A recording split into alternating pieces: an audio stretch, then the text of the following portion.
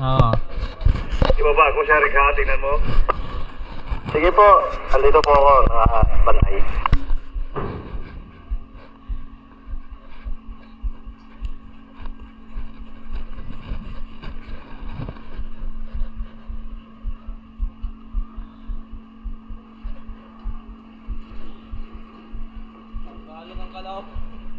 Tagat. Kala ko siya sa yung video ba? Oo. Kita ka rin siguro. To mga overflow ang tawag dito, mga boss, oh. Opo, bumababa po. Bumababa. Tapos papasok yung tubig diyan. Yan purpose niyan eh. Kasi ito natatambakan to ng ano, tubig pag nagano ng mga lupa. Hindi na sumunod yung gates dito. Paki-abiso kung maximum down na siya. Sige po, continuous baba lamang po siya. Sige, sige. Bumababa. Tapos yung tubig dyan papasok dito. Sagad na. Sagad na po. Okay, going up. Yan, pinakasagad niya, pinakamababa.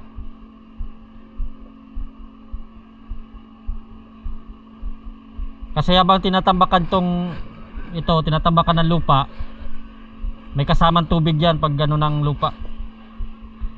Ay, yung lupa pala may kasamang tubig.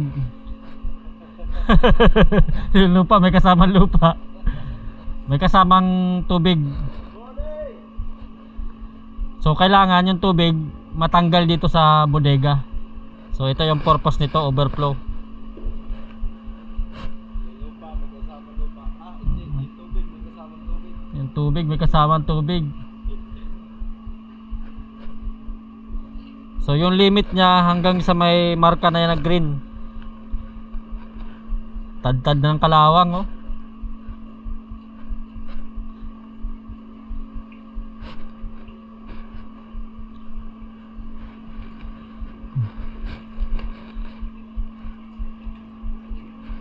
Naikot yung ano niya, yung drum ng small wire niya, yung nagano sa sensor. Nag-ikot.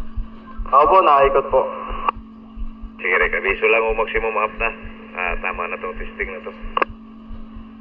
Sige po.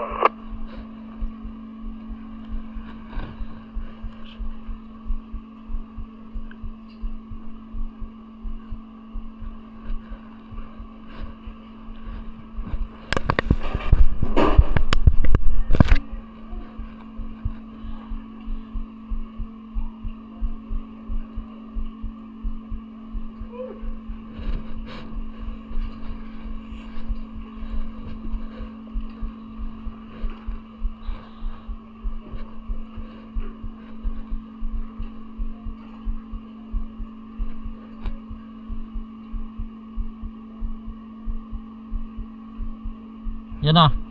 Sagad na po. Okay, thank you. Saka na lang yung capstan natin. Saka tanong natin kay Timmy kung kaya ng ano. Kaya ng sure power yung capstan. Huwag muna natin galawin yun. Sige po, Kap.